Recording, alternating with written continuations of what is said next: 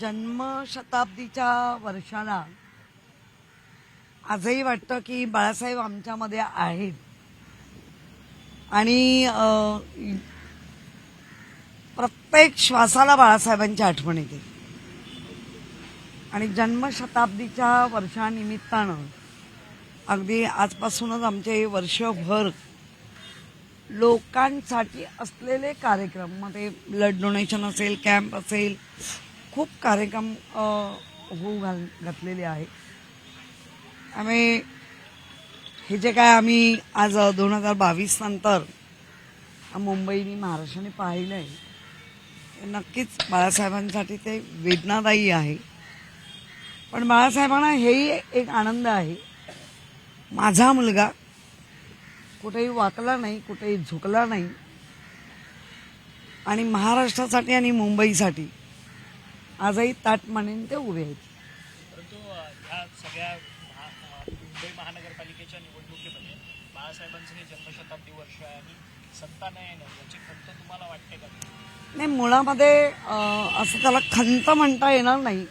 वाईट तर सगळ्यांनाच वाटतं, पण आज जर बघितलं, सत्ता बत्ता गुंड पुंड पैसा सगळं एका बाजूला होतं आणि फक्त उद्धवजींकडे स्वतःचं एक आत्मविश्वास, स्वाभिमान आणि त्यांच्याबरोबर असलेले निष्ठेने असलेले शिवसैनिक यांच्या जोरावर आम्ही जे काही यश मिळवलंय ते तोडीस तोड मुंबईमध्ये आम्ही क्रमांकावर आहोत. पहिला दुसरा या क्रमांकाला नक्कीच मान्यता आहे, पण त्या मान्यतेमध्ये पहिल्या क्रमांकावर जाण्यासाठी जे काही घडलंय महाराष्ट्रात ते लोक विसरू नाही शकले. ताई, खरं तर तुमच्या पक्षाचे ज्येष्ठ नेते आहेत भास्करराव जाधव यांनी आज सकाळीच एक विधान केलंय की मुंबईचा महापौर हा सामान्य शिवसैनिकच झाला पाहिजे आणि एकनाथ शिंदेंनी मोठ्या मनाने खरं तर बाळासाहेबांच्या जन्मशताब्दीनिमित्त शिवसेनेला अर्थात उद्धव ठाकरेंना पाठिंबा दिला पाहिजे अशा पद्धतीची भूमिका त्यांच्याकडनं व्यक्त केली. बघा, ते एक असे कडवट शिवसैनिक आहे. बाळासाहेबांच्या प्रेमापोटी त्यांना जी भावना होती ती त्यांनी बोलून दाखवली आहे. आता त्या भावनेचा आदर होतोय, अनादर होतोय तर सगळेच बघतील. पण आम्हालाही वाटतं की इतकं अट्टहासाने जे काय केलात, मग तिथे बाळासाहेबांचाच शिवसेनेचाच महापौर असावा. आणि आता त्या आकड्यांच्या गणितात कुठल्या बाकड्यावर ते ठरवतील. आम्ही ना आम्ही आमचं ठरलंय. पाठिंबा द्यायला हवा हवा की नको तो भास्कररावांनी जो टाकलेला पेच आहे ते सोडवतील, मी नाही. परंतु ज्यांनी उद्धव ठाकरेंची गद्दारी केली असं सातत्यानं म्हटलं जातं, त्यांचा सपोर्ट तुम्हाला नाही, मुळामध्ये पाहिजे का? नाही, मुळामध्ये हा पाहिजे की नाहीचा हा माझा प्रश्न किंवा पक्षाचा नाहीच. त्यांच्या भावना होत्या, त्यांनी अगदी उघडपणे मांडले.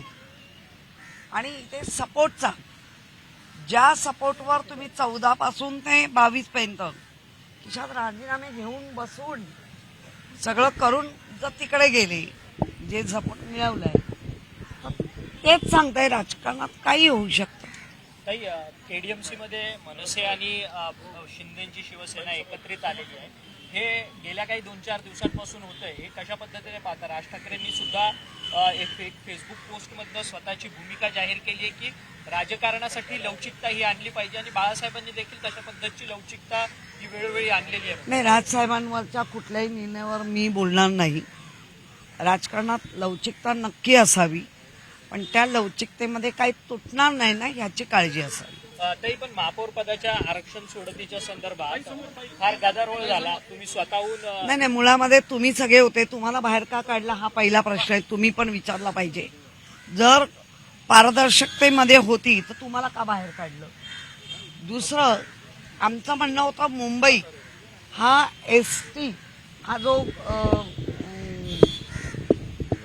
वर्ग आहे त्या वर्गाला तुम्ही वंचित का केलं? आणि जर तुम्हाला 3चं हे होतं तर तुम्ही आधी का नाही डिक्लेअर केलं? इलेक्शनच्या आधी तुम्ही हे इलेक्शन व्हायच्या आधी पण तुम्ही ही लॉटरी का नाही काढली? त्यानंतर तुम्ही ज्या ओबीसी साठी इतकी वर्ष लागली आणि त्यांनी जिंकून आणलं ओबीसीनी. त्या ओबीसी महिला ह्या त्याच्यामध्ये का नाही आणलं मुंबई? आम्ही बऱ्याच वर्गांना डावलून पक्षाचं माइंडेड बघून जे आणलं गेलंय, एक महिलाच बसणार आहे, त्यामुळे कौतुक आनंद, पण जे काम आहे ते मात्र चुकलेलं आणि चुकीचं केलंय.